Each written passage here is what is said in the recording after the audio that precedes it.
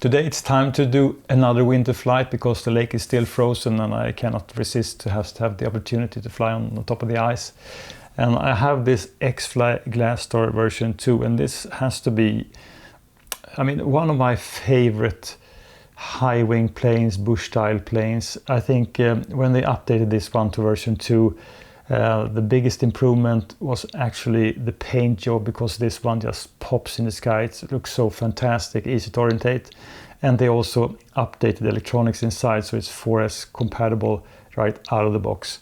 So let's go outside and get this one flying. Today it's kind of a powder snow and just scraped up the top layer of snow. This plane just featured large bush wheels, so I think it will be just fine. Really beautiful day, windy, and I have about maybe 6 meters of runway. Just get this one up in the air and facing the wind, so it will go really smoothly. Just getting ready to get this one up in the air. Throttle cut is off, checking surfaces, and let's go then.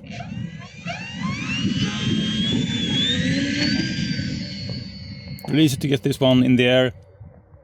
And this plane, when I first bought the first Glastar then, which was all white, I didn't really like it, but I just had to try this one with the 4S compatibility and also the great colors on this RCL plane. And it's just a really fantastic flying, beautiful plane in my opinion. Agile on 4S, got the speed. I mean, you can surely do some nice aerobatics with this one, really precise in what you do. Maybe it wasn't really the best, like 4-point roll, but still something at least. And I really dig RCL planes which have clear, visible stripes underneath the wing, because I mean, the more visible and the more easier it is to orientate an RCL plane, the more fun you will have. So sometimes I do question why my more planes don't have stripes under the wing, because it's such an easy way just to orientate your RCL plane. And even though this fierce wind, I think this one handles fantastic. I also have the Tasman, which is a similar designed RCL plane from XFLY, 1.5 meter wingspan. I think the Tasman is also a fantastic plane, but when it comes to transportation, this 1.2 is so much easier just to haul around.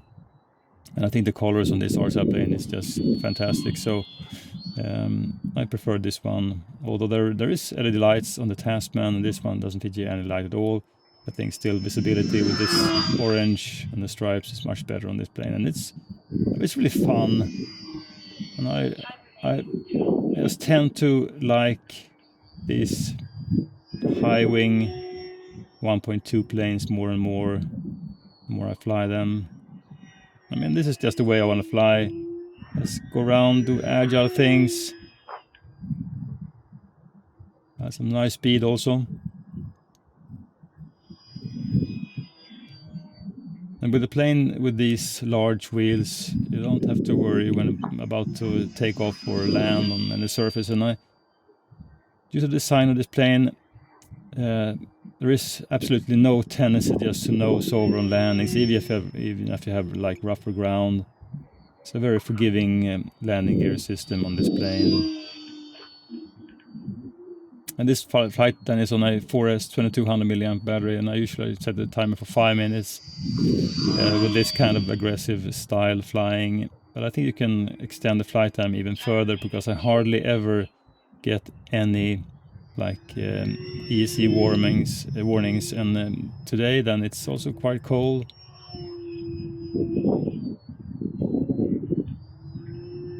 I mean, whatever I do, just pushing this one around, it doesn't get squirrely. It's a great performance. Nice presentation pass, looks great.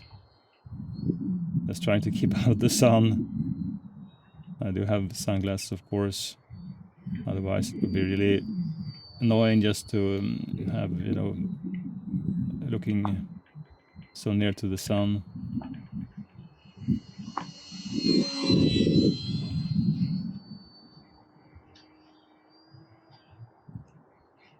It's also a really nice sky today.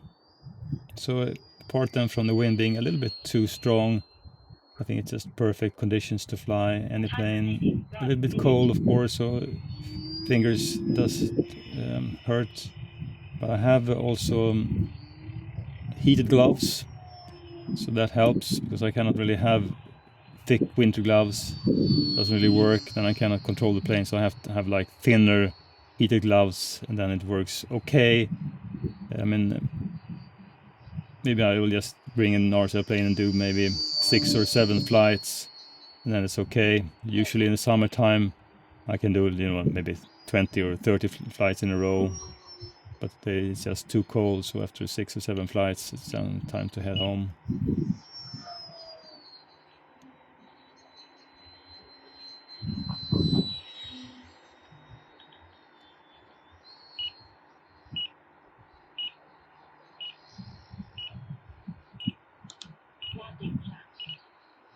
Going into a landing attempt, getting a sense for how this one it just slows down nice. It does of course become a little bit more unsteady when you just lower speed in this wind, but still I think the performance is really well. It doesn't get squirrely and jump around as much as some other planes can do. So I have like flapper on set up on this plane, so let's get it down then. Let's do it smooth.